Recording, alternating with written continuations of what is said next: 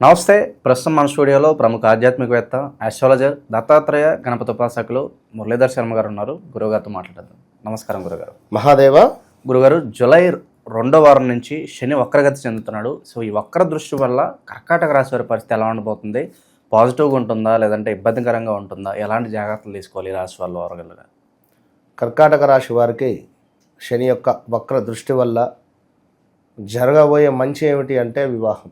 శని యొక్క వక్ర దృష్టి వల్ల వీరికి సో వీళ్ళు శ్రావణ మాసంలో రెడీ అయిపోవచ్చు అంటారు. 100% శ్రావణ మాసము, దాని తర్వాత భాద్రపద మాసము, ఆశ్వాయుజ మాసాలు, ఈ 3 మాసాలలో 100% వివాహము సడన్గా సెట్ అయ్యి ఎంగేజ్మెంట్ కానీ, ఇలాగూ భాద్రపద మాసం ఆశ్వాయుజంలో ముహూర్తాలు ఉండవు. బట్ మాట ముచ్చట లైక్ అయిపోయినా, ఒకవేళ శ్రావణంలో తొందరగా సెట్ అయిపోయినా చెప్పలేం కదా.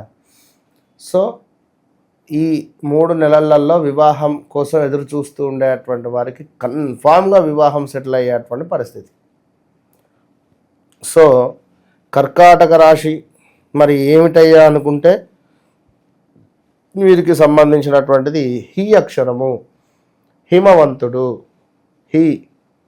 హిమాలయ ప్రొడక్షన్స్, హిమాలయ ప్రొడక్ట్స్ ఏదున్నా, దీని తర్వాత అంటే ఈ పేర్లతో ఉండేది హీ అక్షరము, దాని తర్వాత హుస్సేన్ సాగర్. చూడండి, హుస్సేన్ సాగర్ రిలేటెడ్ ఏదైనా ఒక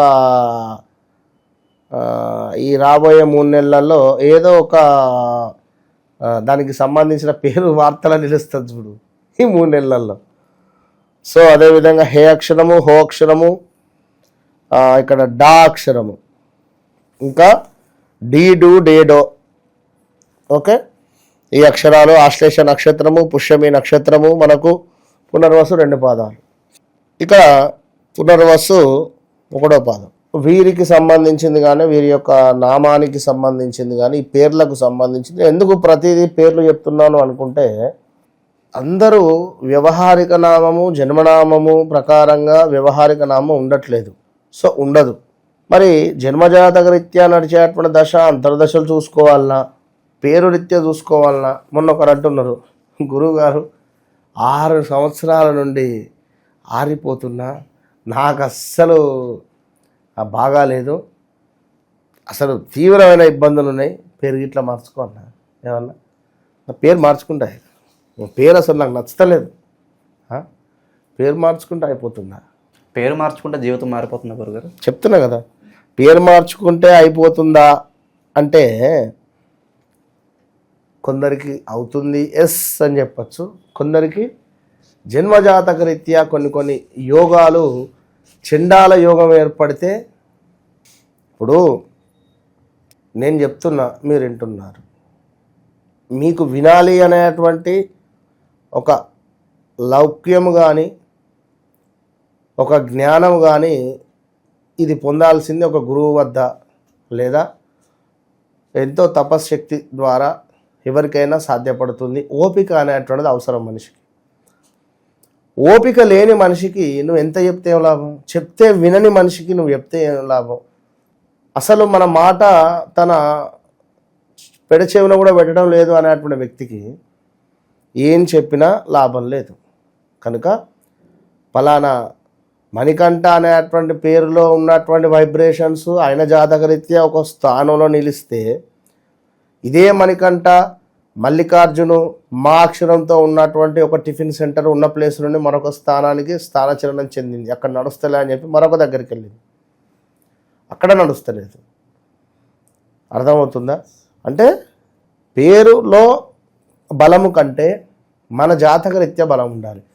మంచి ఎక్సలెంట్ యోగాలు ఉండాలి మన జాతకంలో, ఎక్సలెంట్ యోగాలు ఉండాలి. ఉన్నప్పటికీ ఆ యోగం మనకు ఎంతవరకు వర్కౌట్ అవుతుంది, మన ఆ యోగం మీద పాపగ్రహాల దృష్టి ఉందా?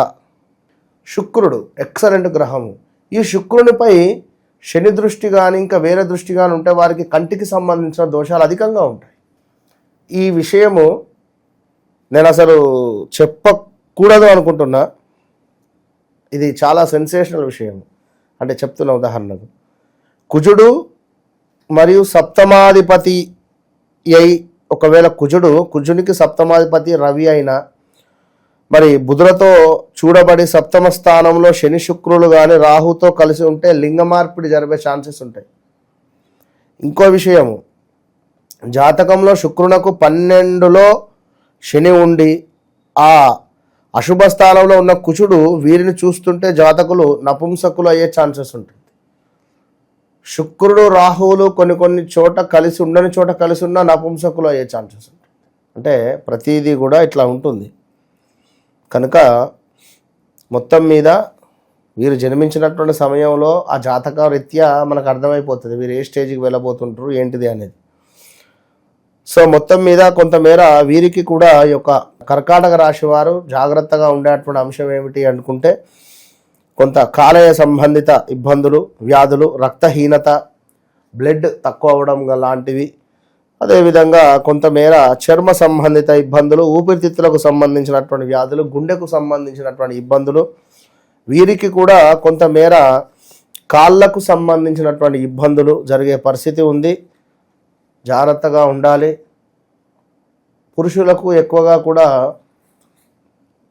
తల ఊడిపోయే ఛాన్సెస్ ఉంది. పురుషులకు కానీ, అంటే తల అంటే లైక్ వెంట్రుకలు, పురుషులకు కానీ స్త్రీలకైనా కూడా వెంట్రుకలు ఎక్కువగా ఊడిపోయేటువంటి ఛాన్సెస్ ఉన్నవి. సో ఇక్కడ మనం చెప్పుకున్నది ఏమిటంటే పునర్వసు నక్షత్రానికి సంబంధించింది, అదేవిధంగా పుష్యమి, ఆశ్లేష నక్షత్రాలు.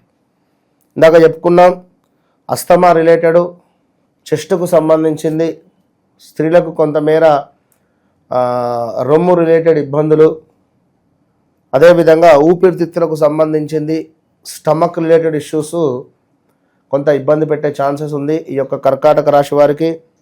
దీంతో పాటుగా కొంత గుండె సంబంధిత ఎవరికి పుష్యమి నక్షత్రం వారికి ఊపిరితిత్తులు, స్టమక్ రిలేటెడ్, దగ్గుకు సంబంధించింది, క్యాన్సర్ రిలేటెడ్ ఉండేటువంటి వారికి కొంత ఇంకా ఇబ్బందిగా ఉండే ఛాన్సెస్ ఉంటుంది.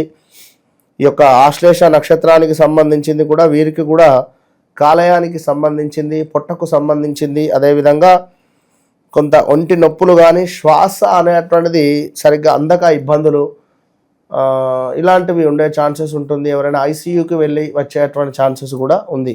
మోకాలి నొప్పులు కానీ, పొత్తికడుపు సమస్యలు కానీ, కొంతమేర మూత్రాశయానికి సంబంధించినటువంటి సమస్యలతో బాధపడేటువంటి పరిస్థితి గోచరిస్తుంది. కనుక కర్కాటక రాశి వారు తప్పకుండా కూడా ఎట్టి కోశాన కూడా సూర్యుని కంటే ముందే నిద్ర లేవాలి. సూర్యోదయం తప్పకుండా రాకముందే మీరు నిద్ర లేచి సూర్యునికి అర్ఘ్యం విడిచిపెట్టి ఆదిత్య హృదయం చదువుకోవడం ద్వారా మంచి ఆరోగ్యం, ఎందుకంటే ఆరోగ్యం భాస్కరాధీనం కనుక ఈ యొక్క సూర్యుడిని మీరు వేడుకోండి, మంచి ఫలితం ఉంటుంది.